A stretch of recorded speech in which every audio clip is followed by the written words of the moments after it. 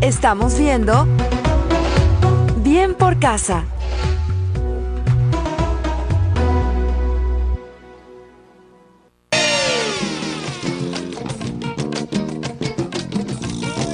Ya estamos nuevamente aquí en Bien por Casa y ahora con realmente algo muy bonito, muy novedoso también, y es que ya era hora de tener, digamos, un método simpático, divertido y sobre todo pues a través de una lectura de fácil asimilación, tanto para niños también como para algunos padres que de repente no les gusta mucho leer, qué sé yo.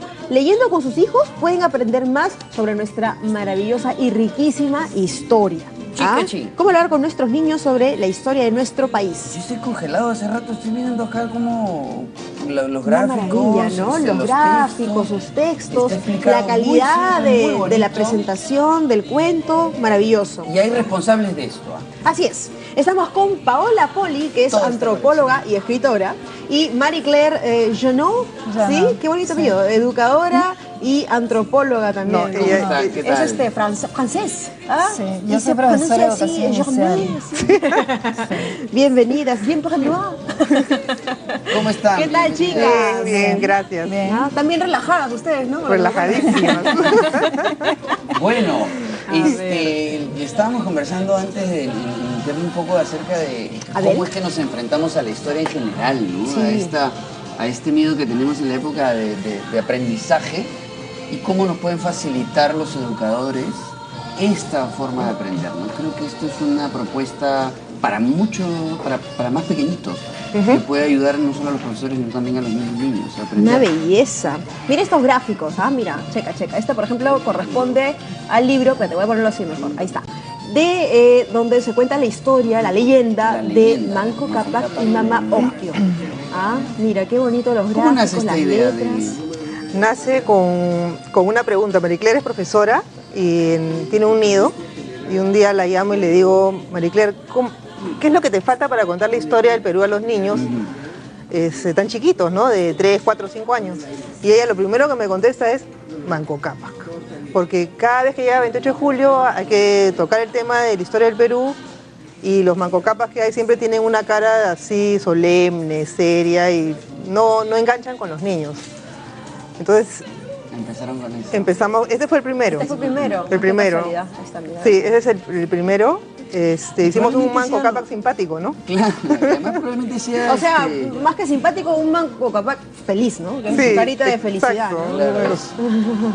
Que es como un poco se ven las cosas desde chicos, ¿no? Queremos ver todo así tipo cómic, queremos ver todo bonito como suelen ser las historias, las canciones, los personajes.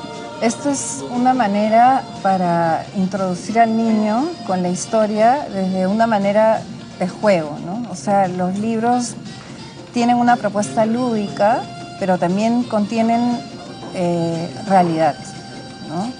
Que nos permite conocer la cultura, que nos permite identificarnos con nuestra realidad, finalmente vincular de una manera afectiva, querer nuestro espacio a través de todo lo que nos transmite cada cuento, ¿no? Que gracias a la Fundación SM, que creyó en este proyecto, es que logramos la colección de los 6 cuentos. Y en este caso, por ejemplo, tú que eres profesora de niñitos, ¿cómo así les vas introduciendo el tema, ¿no? ¿Cómo los vas acercando al tema de la historia del Perú? O sea, digamos, empiezas tú contándoles el cuento, luego te apoyas evidentemente en el material gráfico, pero ¿cómo, más o menos, cómo le vas, o cómo es la forma correcta, en este caso, de repente desde casa, ¿no? Los padres que nos están viendo, poder, digamos, acercarnos al tema, ¿no? Proponer el tema de la historia del Perú. Creo que todos aprendimos la historia como un cuento. Y es precisamente contando un cuento como tú puedes hacer que los niños conozcan de nuestra cultura, ¿no? Y si el cuento es divertido, es dinámico, es lúdico y posee, o sea, tiene investigación atrás, veraz, es como realmente lo que uno aprende es la realidad. Ahora, basándonos, o sea, en este sistema podemos contarles de todo, ¿no? ¿Verdad? O sea, podemos, digamos, empezar desde las leyendas, que son hermosas y maravillosas y que además te hacen volar la imaginación y transportarte a este mundo mágico que nosotros mismos, ¿no? Visualizamos como lo que fue el Imperio Incaico.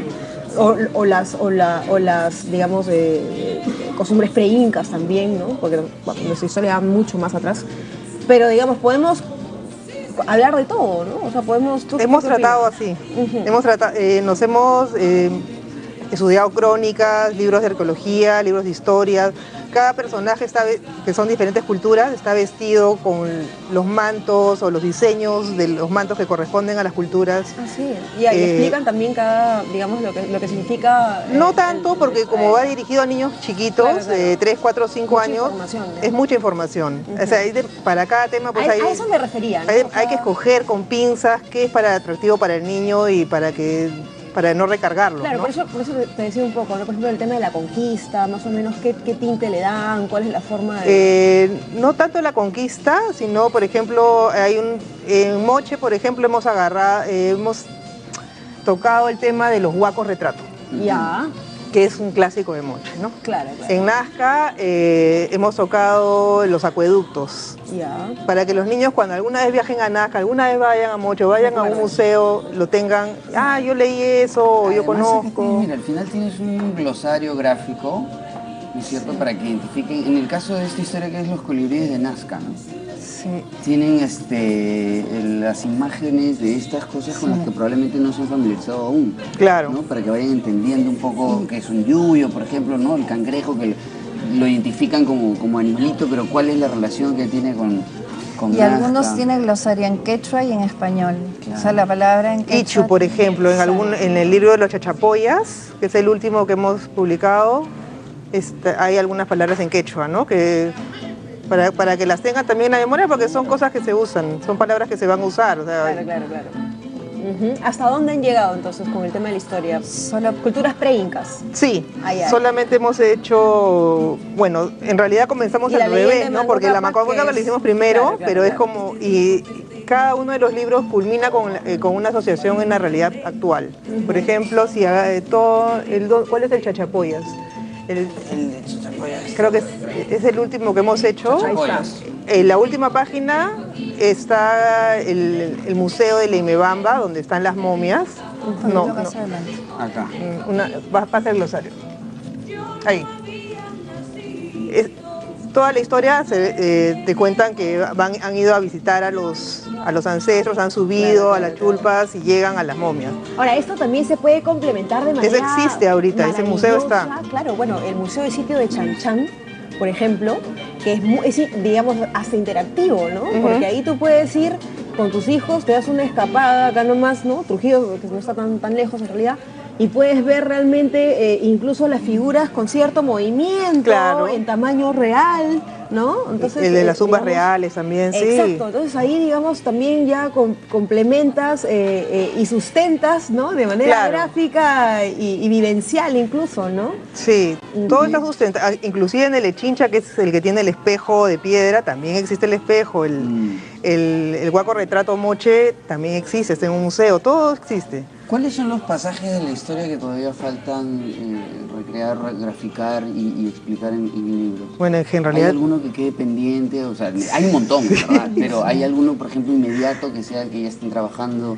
Sí, creo que vamos a pasar a la época de la conquista, de la parte de la colonia. Claro.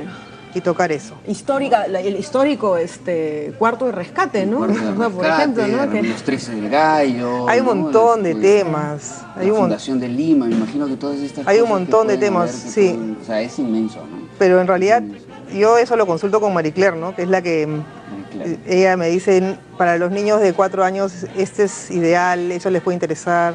Es que hay nociones que se van trabajando dentro de cada cuento. O sea, cada cuento, aparte de la noción de historia o la cultura que contiene cada cuento, también hay unas nociones que se trabajan básicas que son propias del aprendizaje de los niños entre los 3 y los 5 años, ¿no? Pueden ser nociones del día y la noche, nociones de espacio, nociones de distintos que se van tomando diferentes en cada cuento, ¿no? Claro. Hay, por ejemplo, el cuento de Moche que tiene cantidad, números, animales, el día, la noche, la oscuridad, el camino largo, el camino corto. Claro. Yo recuerdo cuando niña, a mí me ayudó, por ejemplo, bastante leer algunas fábulas o leyendas, ¿no? Pero digamos basadas en la cosmovisión andina, por ejemplo, ¿no? Me acuerdo un cuento que era, en este caso de la selva, que era la leyenda de la Yapumama, por ejemplo, ¿no? Entonces, digamos, en este sentido, a mí por lo menos me permitió un poco orientarme en tiempo, espacio, porque finalmente yo fui criada en Lima, ¿no?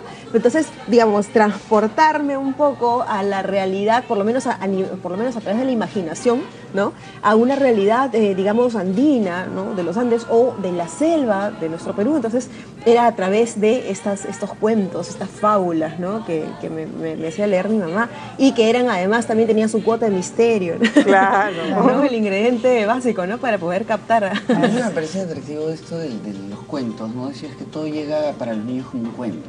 Cuando creas una atmósfera, los chiquitos empiezan a disfrutar esto. ¿Cuál es más o menos la línea que más atrae? Según yo, desde mi experiencia de cuentacuentos, ha sido la de misterio. ¿No es cierto? Que es el miedo de repente o el riesgo el ingrediente, ¿no? Lo que hace atractivo un cuento. ¿Es un poco así?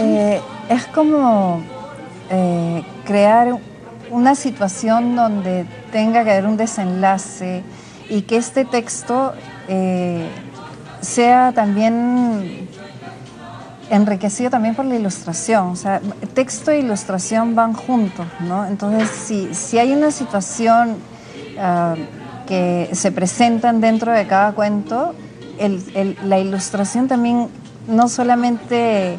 Que necesitas desarrollar esas imágenes en la cabeza, ¿no? como niñito. Sí. A veces nosotras pensamos en el dibujo y después pensamos en el texto, sí, porque nos parece divertido. Por ejemplo, cuando el colibrí le jala de la trencita a la niña, es divertido. Entonces queríamos hacer así, entonces vamos buscando situaciones... Muy lúdico, ¿no? Sí, pero tenemos un cuento que es todo en la noche. Y lo discutimos con Marie Claire porque decía, bueno, a la noche normalmente, ¿no? Los niños... Para dormir. Claro, pero no, es que en la noche también hay vida. O sea, claro. Todo el cuento transcurre en un bosque, moche, y el niño va con su papá en la noche. Claro. Y toda la vida que descubre, porque el mundo no se detiene en la noche, ¿no? Sigue girando. Sigue funcionando igual. Nosotros dormimos, pero el bosque sigue, claro. Entonces, por ejemplo, lo que me decías del misterio, ¿no? Entonces, este niño es de noche y el papá se lo lleva al bosque. Entonces, los niños, ¿qué pasa en el bosque, no? Claro. Entonces... Claro, puede ser divertido para ellos imaginar la posibilidad de salir de paseo en la noche, ¿no? Claro. Muy bien. Bueno, muchísimas gracias, Paola, Marie Claire. ¿Tranquilas? ¿Todo bien? Sí.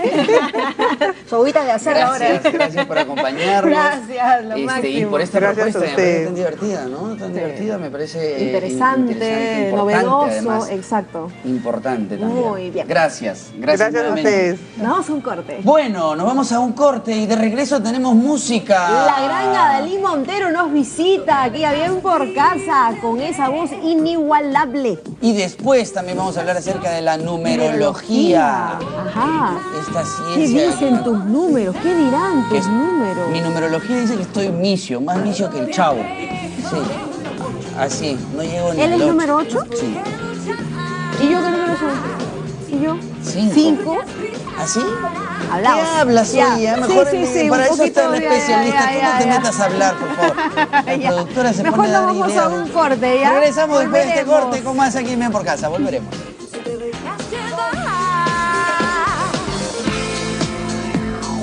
Dices que no sé, puedo salir de esto, pues todo irá muy bien.